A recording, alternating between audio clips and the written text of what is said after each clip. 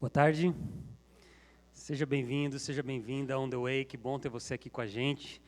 Nós somos uma comunidade adventista do sétimo dia e a cada semana o nosso desejo, o nosso objetivo como comunidade é que você juntos possamos escrever, viver uma nova história com Deus. Queria também cumprimentar você que nos assiste através da nossa transmissão e reafirmar, a gente fala isso toda semana, mas é sempre bom reafirmar que você é parte também da nossa comunidade e você pode colaborar com o crescimento da nossa comunidade digital, deixando seu comentário, se inscrevendo no nosso canal, especialmente compartilhando essa mensagem também com outras pessoas. Nós estamos nessa jornada de 8 semanas falando sobre a série Viva Mais, uma série baseada no Evangelho de João, capítulo 10, verso 10, onde Jesus Cristo afirma que Ele veio para que você tenhamos vida, mas uma vida plena, uma vida abundante. E ao iniciarmos então a reflexão dessa tarde, eu te convido a mais uma vez fecharmos os olhos e pedirmos a orientação do Espírito Santo neste momento. Senhor Deus e Pai, que alegria estarmos mais uma vez aqui na Tua casa, tendo esse privilégio, Pai, de abrir a Tua palavra. O Senhor sabe quais são os desafios que nós temos para ouvir a Tua voz nesta tarde. Por isso nós clamamos, nós pedimos pelo Teu Espírito, que Ele abra a nossa mente, que Ele abra o nosso coração, para que possamos entender e nos dê força também para aplicar o que nós vamos aprender na nossa vida. Nós oramos e pedimos em nome de Jesus. Amém. Na semana passada nós falamos sobre os benefícios do sol, como eu e você podemos ter mais vida, podemos viver mais, podemos viver uma vida plena e abundante, também através desse recurso natural dado por Deus. Nós começamos a série falando também da necessidade de nos exercitarmos, e nós fizemos essas conexões, né? Como essa disciplina, como no exercício, ela é importante também no nosso relacionamento com Deus. Como, da mesma forma que a gente se dedicamos horas do nosso dia para as atividades físicas, como também eu e você precisamos exercitar a nossa fé e o nosso relacionamento com Deus através da oração, através do estudo da palavra de Deus, através da sua palavra. E na semana passada nós fizemos essa conexão também do sol e dos raios do sol com Jesus Cristo, o sol da justiça. E hoje a gente vai falar sobre mais um elemento, e lembrando que essa série ela é baseada nesses 8 princípios naturais que Deus nos deu, princípios que são cientificamente comprovados. Inclusive, no ano de 2020, foi lançado um livro chamado A Ciência dos 8 Remédios Naturais. Foi publicado por um doutor formado na USP, com 2 pós-doutorados. O primeiro nome dele eu lembro, que é Fábio, é o mesmo nome aqui do nosso amigo Fábio, esqueci o sobrenome, mas se você colocar no Google lá, pesquisar A Ciência dos 8 Remédios Naturais, esse livro, esse médico, esse doutor, ele apresenta evidências científicas de que cada um desses princípios, cada um desses recursos dados por Deus, cientificamente nos ajudam a vivermos uma vida mais longa, mais longeva e também com uma melhor qualidade, uma vida plena, uma vida abundante. E hoje a gente vai falar sobre mais um desses recursos, e é um recurso que mexe muito com a gente, porque é a alimentação, é a nossa dieta, né?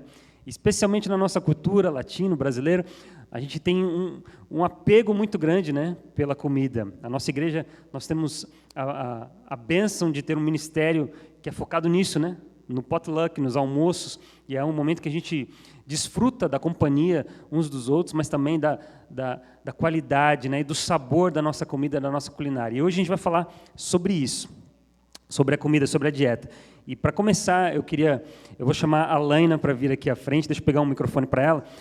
E aí, nesse momento, nós vamos ter uma entrevista em inglês. Então, a partir desse momento, a entrevista, o sermão, a reflexão, vai ser em inglês. Nós temos aqui a equipe que vai poder também distribuir alguns devices, se você precisar de tradução, para esse momento no inglês. Alaina, thank you so much for joining us. And I know that you work at the Corewell Health, used to be Spectrum Health.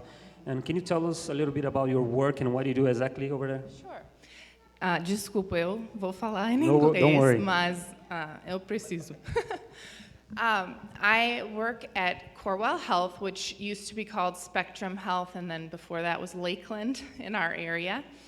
And I work for Corewell Health South, which is what used to be Lakeland, in the culinary medicine division of Corewell, which is part of the lifestyle medicine. Culinary medicine is basically the idea that food can be used as medicine. So we look at how nutrition and diet can play a role in both the prevention and even the reversal of many common diseases.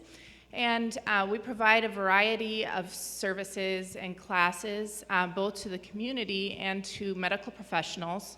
So I teach as a chef instructor many classes for medical residents in our area. So we help do classes for emergency medicine residents, internal medicine, and family medicine, all doctors. So these doctors in their residency, by the time they're done with their 3 years, will have attended many classes on nutrition. And we also provide classes to the community. So one of the classes that I teach is called Family Kitchen. It's a free class where families can come in and cook together with their children and learn about how to improve their diet and how nutrition can play a role in overall health. And so we really are emphasizing getting more whole foods in general into the diet, and especially more whole plant foods. When we were doing our pre-interview, I thought it was very interesting that your division name is culinary medicine. So it's a concept that says that food is important, fundamental. We can say that in the healing process of the body. Is that correct? Yes, it is correct. And in fact, many diseases can be prevented through lifestyle, not just diet, but exercise and all the rest of what you're discussing in the next couple months. Especially diseases like cardiovascular disease, diabetes. So there's so much that we can do to help prevent those, and cancer as well is a big one, that we can do to give ourselves a better, I guess, start.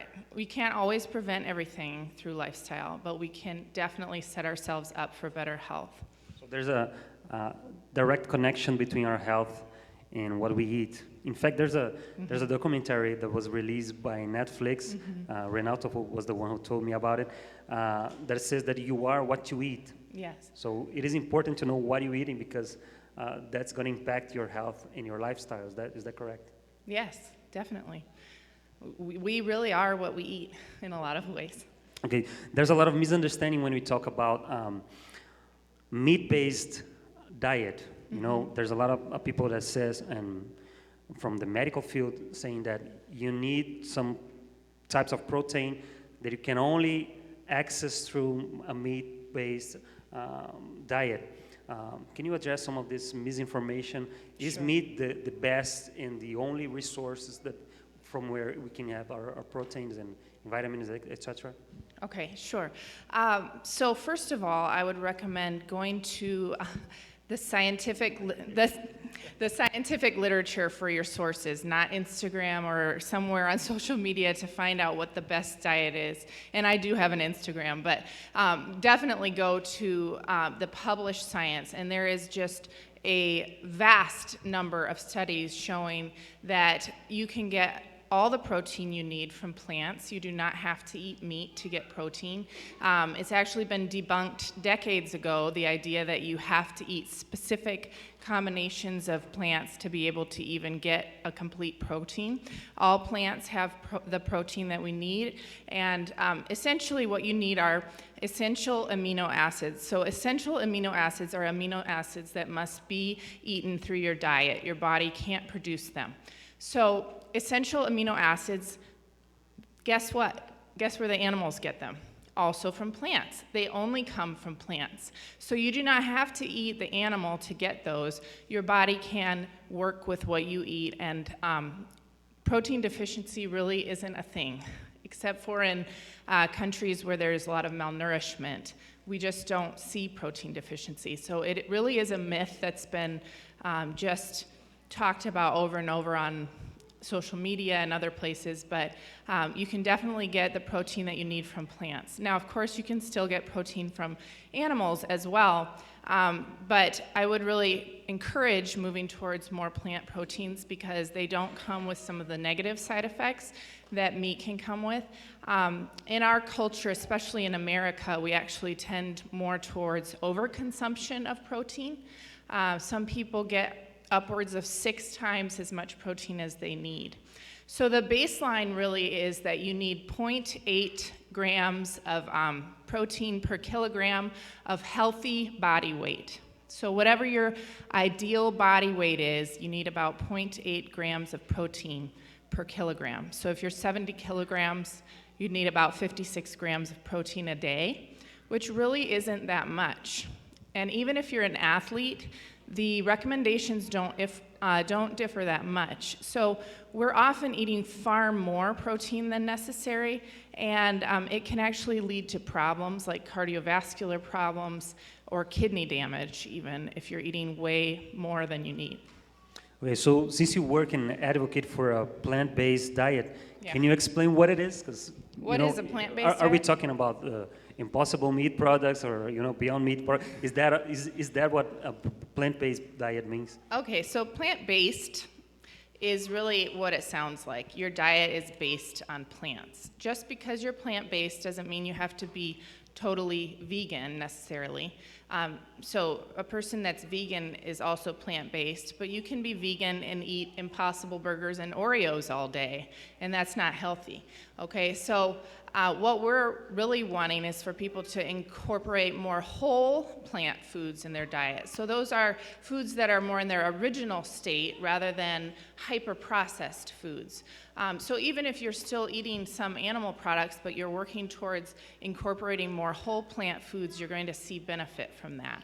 So certainly, there's a variety of ways that you can do so, but just upping that plant power in your diet and getting really a wide variety of colorful produce, that's going to help tremendously.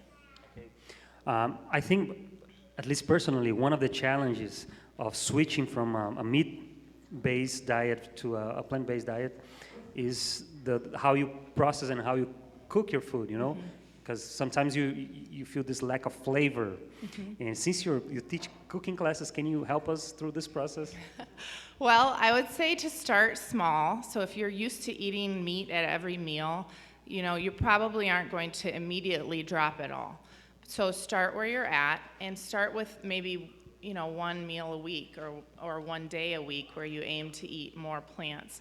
And you can also go with familiar flavors. A lot of plant foods can be made with those same flavors that you enjoy in your meat diet. And so I would encourage that, first of all, but I would also say that there is just so much flavor in the plant world. Go for lots of different textures, experiment with different new plants that you've never maybe tried before. You can, experiment with different sauces and dressings and just have fun with it. That would be my encouragement. Try not to view it as something that's going to be horrible, and instead think, I have a creative opportunity here, and there are so many different sources for recipes, and I think once you start getting used to incorporating more of those, your palate changes also, and you enjoy those foods more.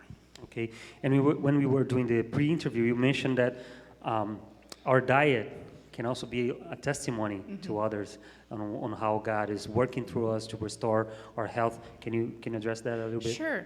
I think as Adventists, we have an amazing thing in our health message, and I think it's one of the most underutilized witnessing opportunities that we have. I have a colleague who's a medical doctor and also a doctor of lifestyle medicine who is Catholic, and she asked me recently, I don't understand how Adventists knew this so long ago. How did they know all of this? So that alone is it's a really amazing opportunity to be able to share with people. And I also have been in classes, I'm frequently in classes with many doctors from this area, and I've had doctors just have this whole conversation about Adventists and about how, the blue zones, you may have heard of the blue zones study, but it looks at Adventists as one of the populations that lives the longest. And especially, it's looking at Loma Linda, but it actually was looking at Adventists in general. And so these doctors will sit around and talk about Adventists and say, I've had so many patients in my office who've lived to 100 who are Adventists, and it's so amazing, and they're talking about it. I mean, this is such an important topic right now in society. Going more plant-based, there's just so much research coming out showing that eating these whole plant foods is great for us, and it can actually even reverse things like heart disease. And I think that we have such an opportunity to share more and really be the leaders in this in our communities, and I don't think that we always are. And I think that we should be louder voices in this movement and not let the secular world be the loudest voices. Elena, thank you so much for your participation. Thank you.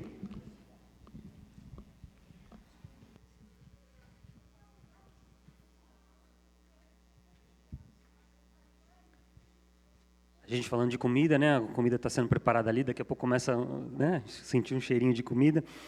Mas eu quero agradecer mesmo a Laina. E também em 2020, um livro foi lançado pelo teólogo, hoje palestrante, Rob Bell. O nome do livro é Everything is Spiritual, tudo é espiritual. E ele faz essa relação, né, de que todas as nossas áreas, todas as áreas da nossa vida, elas estão interligadas, conectadas.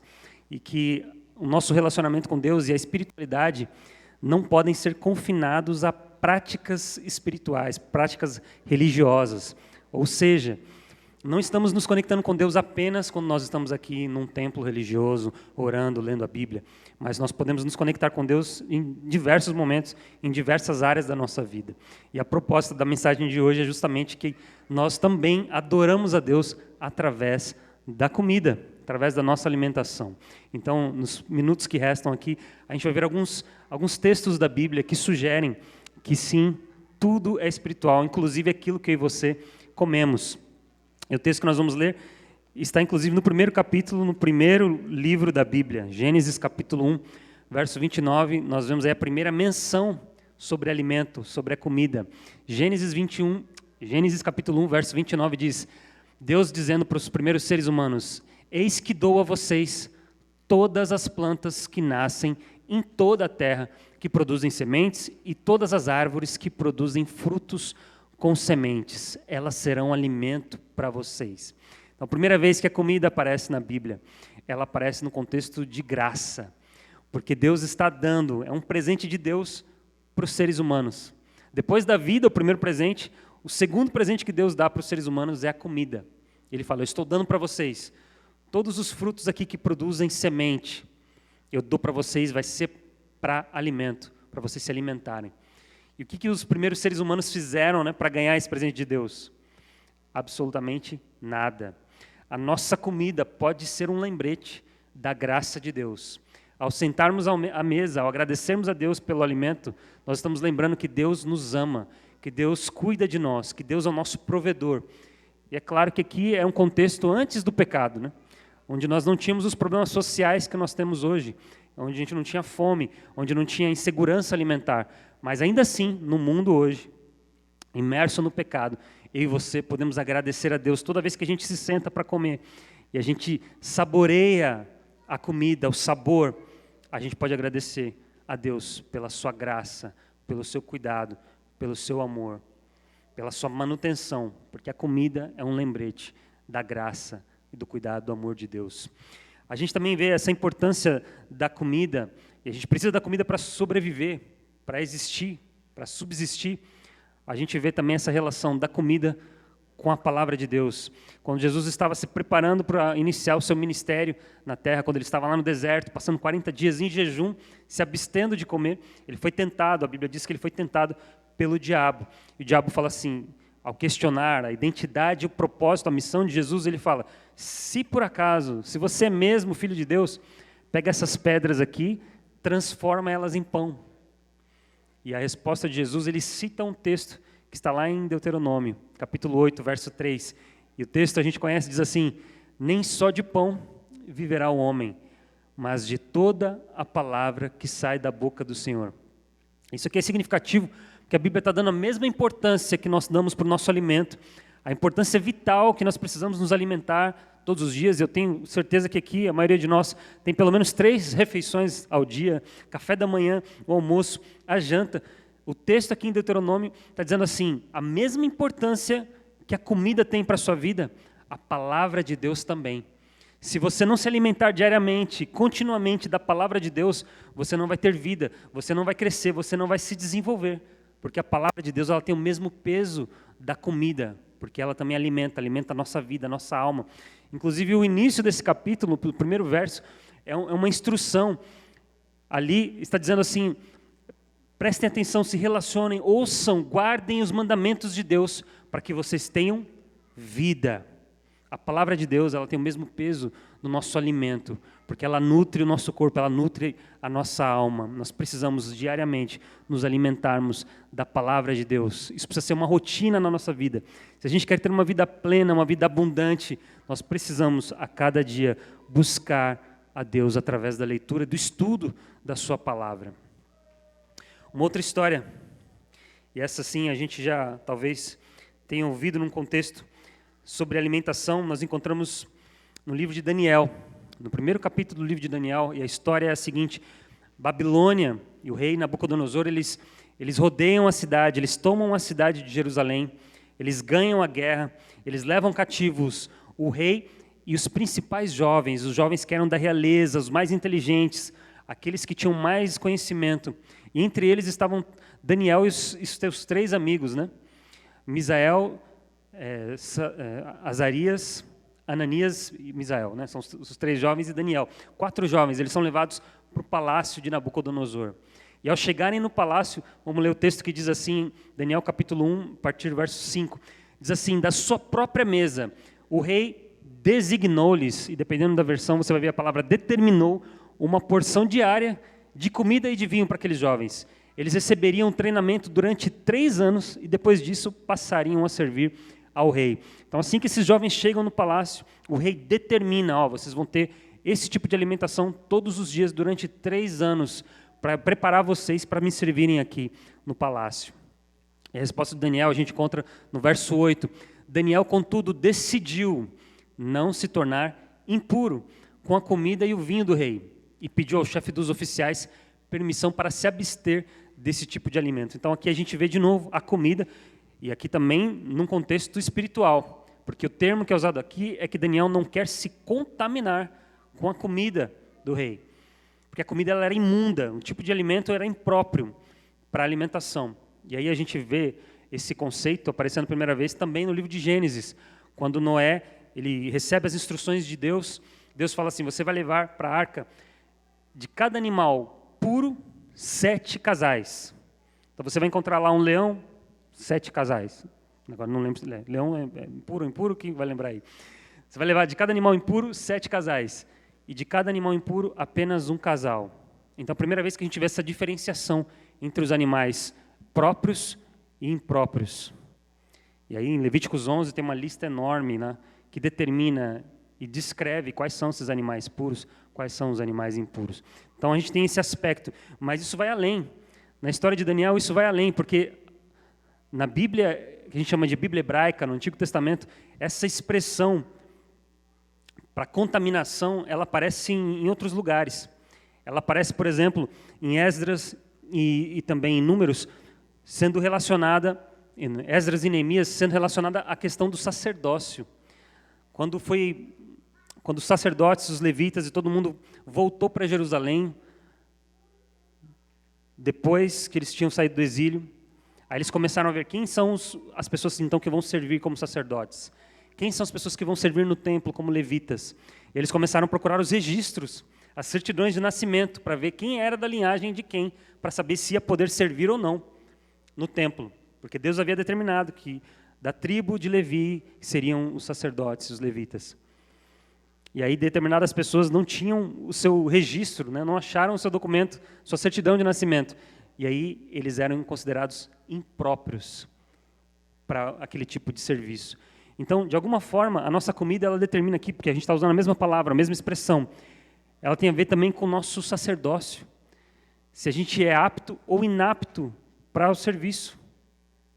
Outras vezes que ela aparece, por exemplo, no livro de Isaías, Deus fala assim: vocês estão contaminados. Vocês estão impróprios para ter um relacionamento comigo, porque a mão de vocês está cheia de sangue. Então, essa questão também do impuro tem a ver com a forma como nós tratamos os outros.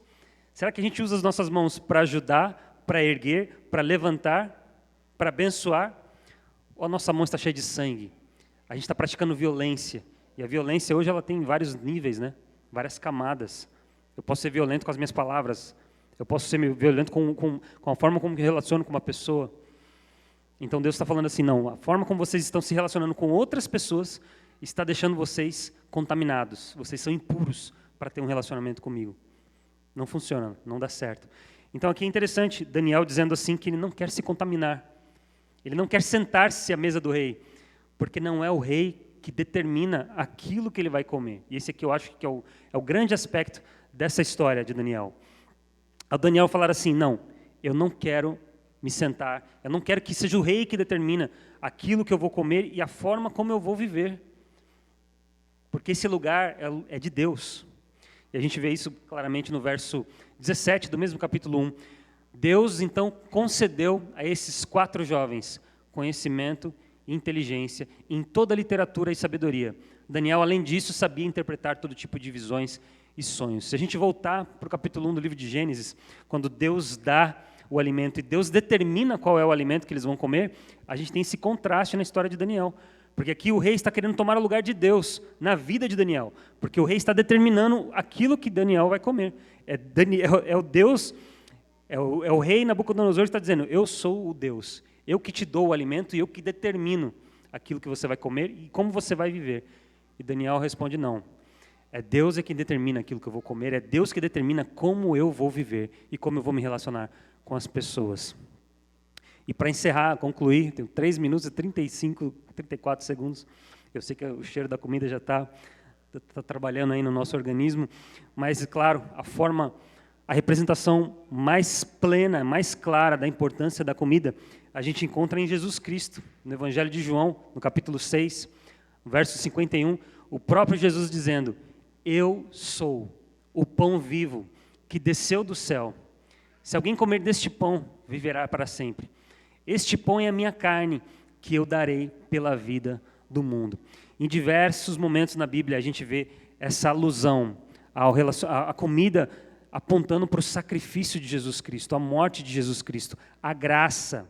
Nós vemos isso já nos primeiros capítulos da Bíblia, né, quando é morto um animal para cobrir a nudez dos primeiros seres humanos. Então, todo o sistema de sacrifício, de oferta, aponta para Jesus. A Páscoa, a instituição dessa festa Páscoa, de forma bem clara, apontando para Jesus Cristo. A Santa Ceia, o corpo de Jesus Cristo, o sangue de Jesus Cristo, sendo representados pelo pão e pelo vinho. E Jesus Cristo ele fala abertamente, eu sou o pão que veio do céu. E ele diz isso num contexto onde no dia anterior ele havia multiplicado 5 pães e 2 peixes e alimentado milhares de pessoas. Ele fala assim, o que vai sustentar vocês de fato, o que vai fazer com que a existência de vocês permaneça para a eternidade é um relacionamento comigo. É vocês comendo no meu corpo, é vocês se relacionando comigo, é vocês a cada dia se alimentando desse relacionamento, dia após dia.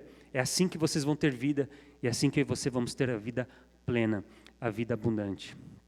Que você, ao lembrarmos desse recurso natural, que é a nossa dieta, a nossa alimentação, que a gente entenda que sim, a comida ela é também espiritual. A forma como eu me relaciono com a comida vai me fazer agradecer a Deus pela vida, pela criação, vai lembrar do cuidado divino, vai lembrar que você precisamos tanto da palavra de Deus, de nos alimentarmos, de lermos a palavra de Deus todos os dias, como nós precisamos do alimento. Que também ao sentarmos à mesa, compartilharmos o pão, que a gente possa lembrar que é Deus quem determina como eu e você vamos viver, que é Deus que determina aquilo que eu e você vamos comer, porque Deus é quem está no centro da nossa vida, foi Ele que nos criou. E claro, de forma última, que eu e você possamos lembrar que a nossa alimentação, o nosso pão, Ele possa também nos lembrar do sacrifício de Jesus Cristo e da necessidade de nos relacionarmos com Ele, para que você possamos ter vida e uma vida em abundância. Nosso Deus e Pai, mais uma vez, te agradecemos pelo privilégio, pela oportunidade de estarmos aqui na Tua casa. Muito obrigado, Pai, porque encontramos aqui na Tua palavra essa relação preciosa do alimento com Jesus Cristo, o pão da vida, o pão que vem do céu. Que possamos buscar esse relacionamento, Pai, com Ele, que a cada dia possamos nos alimentar da Sua palavra e que esse processo nós possamos também aumentar o nosso relacionamento com Jesus. Nós oramos e agradecemos em nome de Jesus. Amém.